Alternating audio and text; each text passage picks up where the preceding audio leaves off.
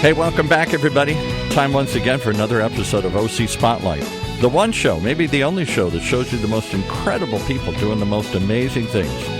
And if you're a son of Erin, if you're one of the millions of Irish Americans with Irish heritage here, you're going to love this story like I do so many years. We've been covering the Newport Beach Film Festival, and this year is no different. They have a large contingent of films from Ireland, and we're privileged to have with us today the director of one of those films, who's with us right now. And I'm going to try and see if I don't butcher his name in the Irish language. I should know better because I think of myself as so Irish, but we're going to try this. Is it Ruan Magan? Yep, that's just perfect, Paul. Nice to meet you. Pleasure to meet you, sir. And you're doing a film that is this its first showing? I'm assuming not. I'm assuming it's been shown in other places, other festivals. But it's in the Irish language, what I always think of as Celtic. But I know it's more commonly called just the Irish language. Why not? This is the older than English. And the film is spelled one way, but it's pronounced differently. I'm going to see if I can pronounce in Irish. Is it botcha? Mm-hmm. That's right. But it would be spelled what in English if I saw it in the letters spelled out? Well, yeah, no, I mean, well, it might look like BAITE in English. Right. There's a fada on the a fada is a very important thing. It changes an A in the Irish language from an A to an A. So it's botcha. Okay. Yeah, and that's the little accent symbol or whatever that you see over the letter? I have only one tattoo, and I won't show it to you, but it's of my... Please. My A. So because Ruan on the A, there's a fada, an accent, and that accent is crucial to the language and how we pronounce things. So okay. It's very important. All right. Have you got the tattoo? Let's see it. Bring it up here. Is there any place we can see it? Anyway. I love it. I'll say hello to you in Irish. Please do, yes. So Ruan Magan is an them. Tá caintla to bailach lia. Agus is Mr. Storehord and Scanon Baiche. So my name is Ruan Magan. I'm talking to you from Dublin, Ireland. And I'm the director of the film we've just made called Baiche.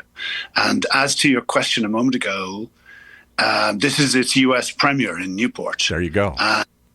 It'll be the second time the film's ever been shown anywhere. The first time was in Galway at the Galway Film Fleadh just a couple of months ago, where it won an award there. Mm-hmm. So we are so excited to be premiering it in the US, in California, in Newport. But also, actually, this is the launch of the film. This is the beginning of its journey. There you go. So I'm going to riff for just a second here, because I'm so Irish, or I think of myself as so Irish, and yet I know so really little. I've only been to Ireland once here. I'm a fourth generation or third generation. Let's see, my great-grandfather came over during the famine, during the Irish famine, the terrible thing, and which I think was, I may have the numbers wrong, but it seems like it was like a third of the people died and a third of the people left and a third of the people stayed, something like that. It was a really horrendous moment in Irish history here. And so my distant relatives came over and started this progression. And they really, maybe they did speak Irish at that time. I wonder what they did speak in the 1840s. Probably, from my research, they probably didn't speak English when they came over. But certainly nobody ever spoke Irish. My grandparents, when I met them, or other relatives or something. Talk about is it fair to call it a revival or restoration of the original Irish language here? I'm Con Cartigat. I'm not going to speak in Irish all the time, but Inishigis Reached, every now and again I'll jump into Irish. Okay. Mar tá avjochan a tachter and tanga. There is a revival coming to the language at the moment, and you're absolutely right. Your ancestors could very well have been Irish speakers. It's so likely that they would have been fluent Irish and maybe with no English at all. Mm-hmm. A lot of the first Irish migrants who came to the US would not have had any English. They would have had to learn it as they went along. Mm-hmm. But what happened then after the famine, particularly, but also because of certain aspects of British rule in Ireland. One is that speaking Irish was not quite outlawed, but it wasn't. It was looked down upon. It wasn't an ideal language for commerce. So if you wanted to on the world, if you wanted to get ahead, you had to speak the language of those who were in control of the country. I'm sorry to say, yes, right. And in schools as well, also under British rule, there was no Irish taught in schools. So quickly over a space of about a century, the Irish language just almost disappeared entirely. Right. And there was attempted revival back just before the Irish Revolution, but that it didn't do much to it, to be honest. So, and the only place I heard it survived is in the far western part, along the rugged coastline there, where English rule was probably its weakest. That was the last points of resistance of Irish history, as I've read.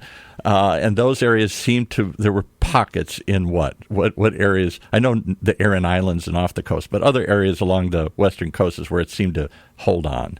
Yes, you're so right, Paul. It's in Donegal, in Mayo, Connemara, Galway, and West Kerry, and maybe parts of West Cork is where it hung on. And also then in these little funny pockets of houses, like our house in Dublin, where our family were so reared in the nationalist cause. My grandmother fought in the War of Independence, was in prison 3 times, went on hunger strike. She was very much part of the revolution. Wow. Her uncle was... This is in the 1920s, and then afterwards there was a civil war when not all of Ireland was released. Yeah.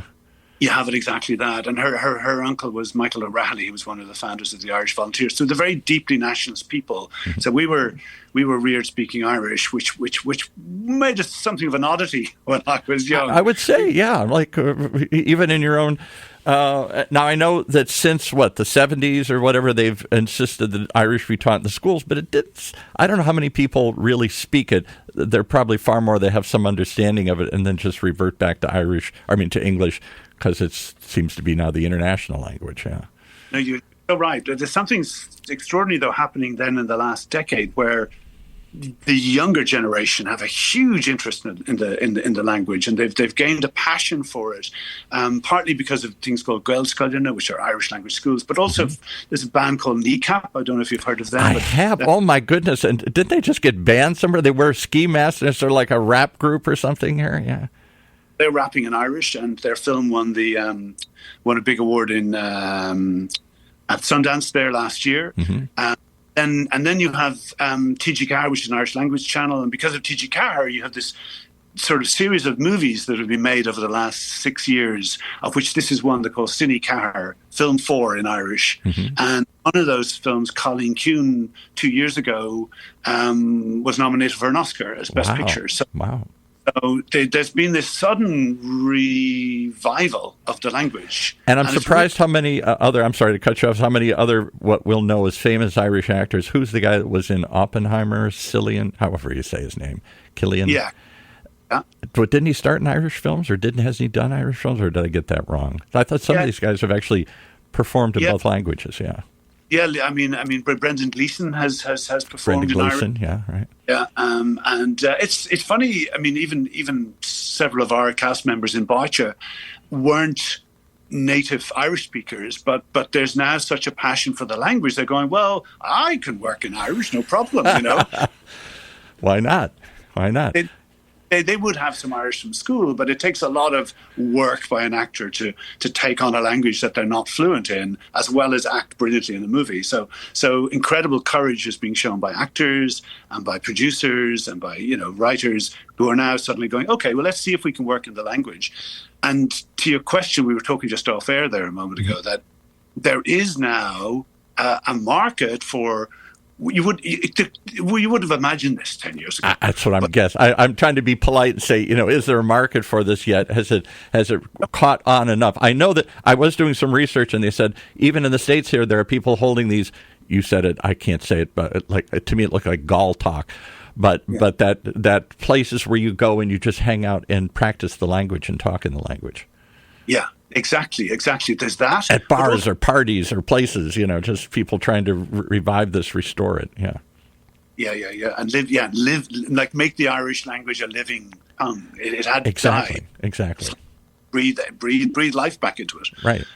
So is there a market for this? Is there enough Irish speakers to react to this? Or how do people who aren't Irish speakers react to it? I wonder if obviously it's people who are interested in the Irish language, but I think also what's going on is people find it interesting to see because when you put on your Irish mind and in Irish and create in Irish, the product is going to be different to what it would be in English.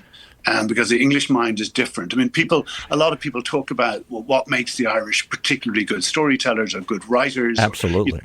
Makers is this bilingual, or the duality of the mind, and how the mind works in both English and Irish, that we're constantly translating between these two mindsets. Mm-hmm. Even if you don't speak Irish, you think that way. You see the world through Irish. It's a different lens. So when you make a film in Irish, it just feels it has a different perspective. You're not going to see that in any other language ever. You won't see it. It's not a translation from English. It's a purely Irish film. And I wonder. So I had the same experience when I was a kid. I studied in college. I studied Latin. I don't know why I decided to take Latin. I thought it would be interesting. It was totally not useful for anything in life here. But I'd spent 4 years studying Latin, and to read the Aeneid, the famous tale, the Homeric tale as Virgil wrote it in Latin and reimagined it for the Romans, their grand epic here. I was also studying it in English at the same time, simultaneously. And I'd go to one class and they'd talk about, here's the power of this passage, here's what the guy's talking about. And then I'd say, but that's not what he said. It's a little different. It had a different flavor. When you read anything in the original language, is my point, there is a different feeling to it. And I wonder if everything translates easily, if the same feeling and flavor. You get what's happening, but do you really get... There's certain words in Latin that just rhymed, but they don't rhyme when you do them in English. There's a certain flow to the language in its original form that you fail to pick up the beauty of it, the subtlety of it. I wonder if it must be the same in Irish here. I think you're so right. What was I going to say? Nautes con hastes festinibat in agri, of course. Of course. We should have little Google subtitles here or something here. Yeah. So does it, when you write something in Irish, how does that change the story? And then is it a struggle when people just watch it with subtitles to get are they losing part of it? We went to a lot of effort to, like the translation, the subtitles when you watch the movie, they're not a direct translation of the Irish. Right.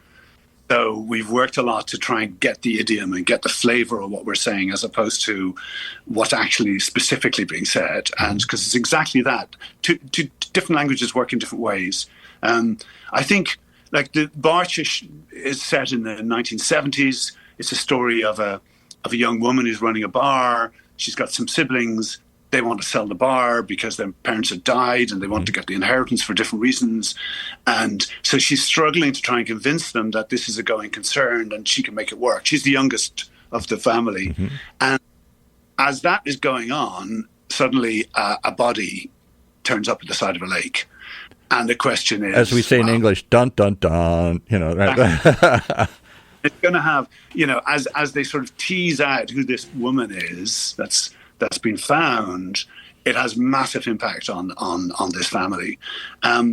It's a very Irish story, but it's also, that's an international detective mystery story. You could make that in any language. Mm-hmm. But the way it plays out and the insights you get to the characters, the insights you get to the locality are very much of Ireland and of the Irish mindset. And the humour is quite funny. It's quite dark in places, quite funny in other places. That humour is also quintessentially Irish. And that seems to ran through my family. And it struck me, the one trip I made to Ireland, it ran through everybody I talked to.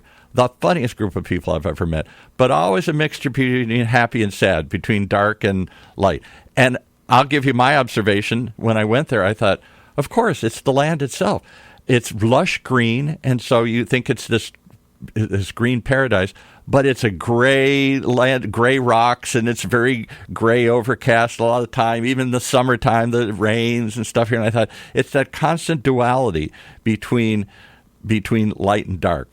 And it seems like the humor was a way to deal with this, and the struggle, centuries of oppression and being under others' rules. All of that could have beat them down. Instead, it created this kind of Irish sense of humor, which is kind of dark, and sometimes, way up or way down. That was the way my grandmother used to describe it. There's no in between. Yeah, it's funny. It's so the writer of the film, Sheena Lambert, and the producer, Siobhan Nigara, are both rooted in Connemara, the very, very western edge in Galway, right? And they know that landscape very well. It's a rugged, it's a rough place. Yes. It's a mountain. It's where we filmed the film. So the landscapes are incredible in this movie. You just like it's you even just go see the landscapes and nothing else. The cliffs of Moher, which isn't in Connemara, I don't think it's further south, but wherever it is, that kind of rugged where the land meets the sea, and there's these cliffs and rugged and really kind of desolate areas, it seems like. Yeah. So, but their perspective, Siobhan and Sheena's, is very much foundational to the film. Mm-hmm. So you're getting into that mindset that you've just described there. You're getting into that place that is on the very, very edge of and got that darkness and light that keeps changing and keeps altering. Yeah. And that's what I think people find fascinating. That's what I found and drawn to the Irish culture and Irish heritage that I have here. And it's something that somehow has run through my family. I don't know why it's survived through 3-4 generations. You'd think it would be all gone. But I definitely understood my family and myself better when I went back to Ireland and kind of saw the land and saw the people. And I'll give you another strange example, just for whatever its reason. We're driving through a little town in southwestern Ireland, somewhere near around Dingle, the Dingle Peninsula or something. And we go into a pub. Everybody goes into a pub in Ireland. It's the centerpiece of every little village here. And we asked somebody, how far is it to the next village? Which seems like it's 10 kilometers or something. And everybody in the pub said, I said, how far is it? Everybody said, I don't know. I said, you don't know? It's like, it says 10 kilometers. That's less than 5, 6, 7 miles. I've never been there.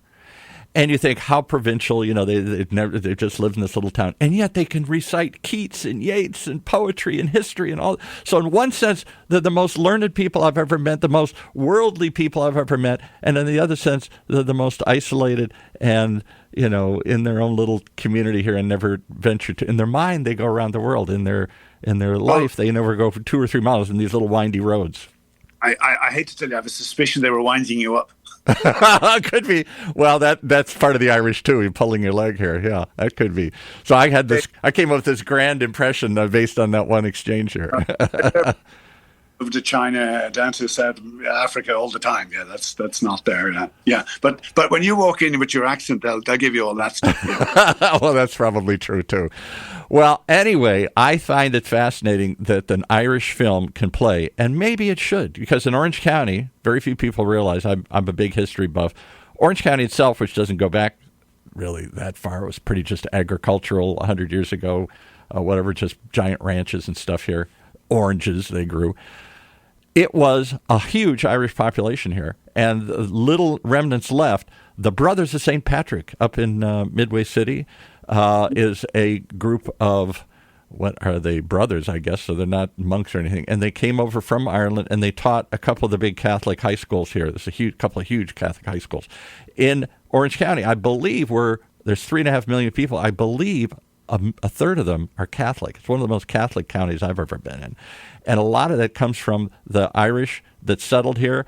And if you go up to now, which is Little Saigon in Westminster, there are all these churches with Irish, named after Irish saints, and the streets are called Dublin and all this other. And here now it's a 100% Vietnamese community, but they're all were founded by the Garden Groves in Westminster were all settled by Irish people. When Steve Martin, the comedian's from Garden Grove, that's an Irish name, very Irish-looking guy. So it was at one time a rather Irish community. I don't think you'd see much of it today. It's mostly Hispanic and Persian and Philippine and every ethnicity that you can think of under the sun here. The Irish have shrunk in their visibility here, but why not? Why not try and plant the flag and get people interested? Last year was the first year I saw the festival. Actually, Greg Schwenk, who's not an Irish guy, I had in here, and I said, why are you doing Irish films? He said, I don't know, I just love them. They're the greatest storytellers in the world. And so he's always brought over a contingent of Irish films, but I think they were always in English. Now, last year was the first time he brought over one, and it just knocked everybody's socks off, me included. So what can we expect? Or what do you expect in this showing of this Irish film? This Sunday, by the way, over by Fashion Island, go look up the Newport Beach Film Festival. You can see there's a whole bunch of Irish films, but I think this is the only one in Irish. Well, please come along. I think the audiences we had in Galway were just, what we found so stunning was they cried. And they laughed, and then they laughed, and then they cried. And they did a lot of crying, and they were shocked, and they jumped out of their seats, and it got a standing ovation. So you don't know if a film's going to land. You just don't. You make a film, you hope it's going to land well. But we were all stunned by how much the audiences loved it. And you've got to imagine that 90% of the people in that audience do not speak Irish. Yeah, right? exactly. So it's not the language doesn't get in the way of experiencing the film. I can't wait to see how it plays for an American audience. I'm dying to see this. And I'll tell you another thing, and I'm going to show again my provincial nature here. America, we're all America-centric here. We think the world thinks just like us. And so I don't generally watch things with subtitles. And yet, look at the Academy Awards, how it's grown. Look at my own community here. The huge section of Orange County doesn't speak English. Hispanic, Farsi, other languages, Tagalog, or however you say the Philippine language. I think more and more people are used to language and looking for it, eager to see foreign language films. The Academy Awards has certainly grown that. And I don't think I took my grandson, who's now fifth generation Irish here and who's half Hispanic. He speaks Spanish and English. He didn't find anything unusual about watching subtitles. He enjoyed the film greatly. He's 10. And so there's a barrier I think some older Americans have to seeing subtitles, to trying to understand a foreign film. I think that's largely disappearing. And I think the Newport Beach Film Festival is a great example that they have tons of different international spotlights all over the world, and they're all packed and they're all sold out. And I expect this one will be too. So I think you're going to be surprised. I was very surprised how people responded last year to an Irish language film, and I think this one will be even more interesting because it has more of a detective story and a family story and all this other kind of stuff built into it here. How did you come to this? How did you come to make this film? Give us a quick background on. Is it hard to finance an Irish film? Is it, or is there a whole thriving industry making these? Well, I've been working in the film business for a bunch of decades. I worked with Ron Howard years ago, and Alan J. Pakula, and Neil Jordan, Mel Gibson. Neil Jordan, he was the first one I saw bringing over Irish films and all that stuff. I think he was here.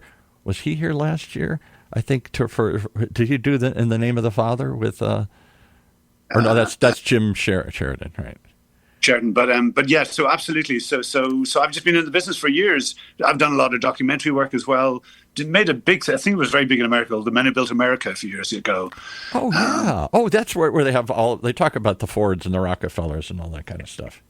So I directed that, and so I've been in the business for a long time, making quite a bit of work as well in the Irish language.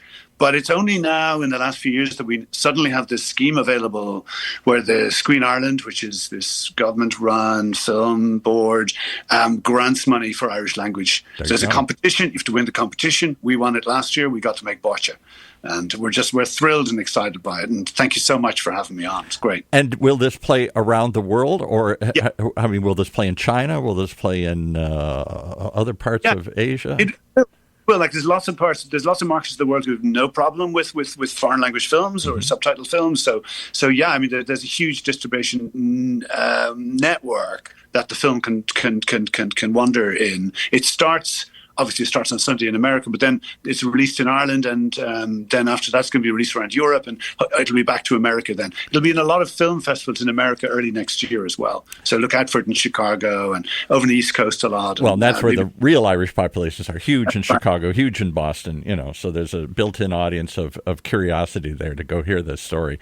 I would wonder, and when you go to these film festivals, what do you hope? Is it just to make a beachhead and get some interest going, or do you look to pick up distributors? I don't know if they're distributors at this festival as much as they're at Sundance or something. Yeah, absolutely. We're always in the market for distributors. Yeah. So we'll have the cards ready.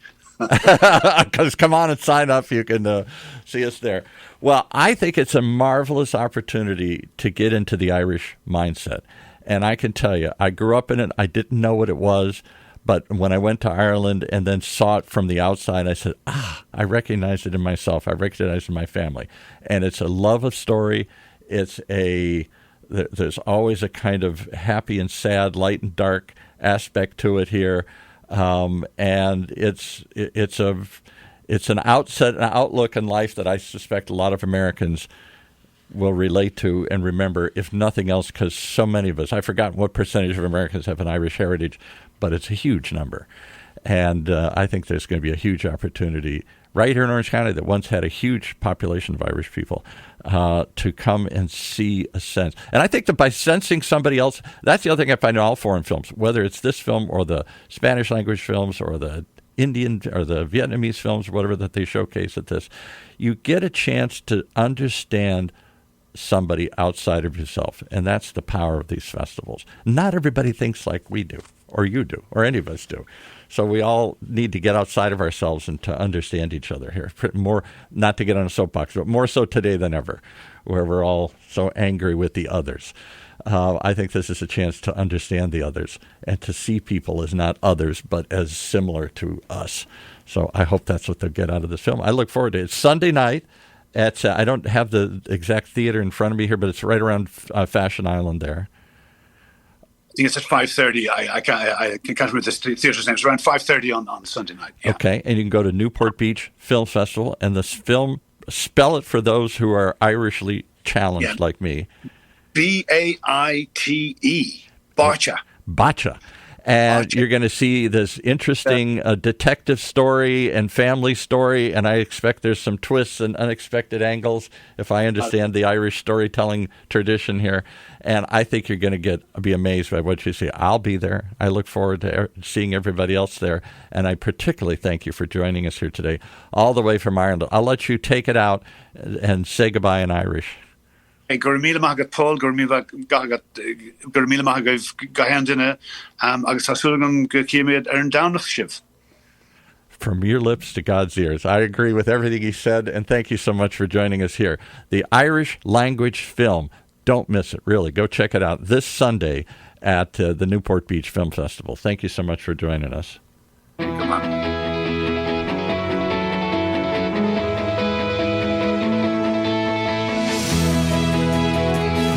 Well, like a true Irishman, I could go on and on and on and talk more and more about this, but come and see it for yourself. Don't miss this opportunity, a rare opportunity, a special chance to see not just a fascinating film and a great story, but in the original Irish language. Why not? Right here in Orange County's only community radio station.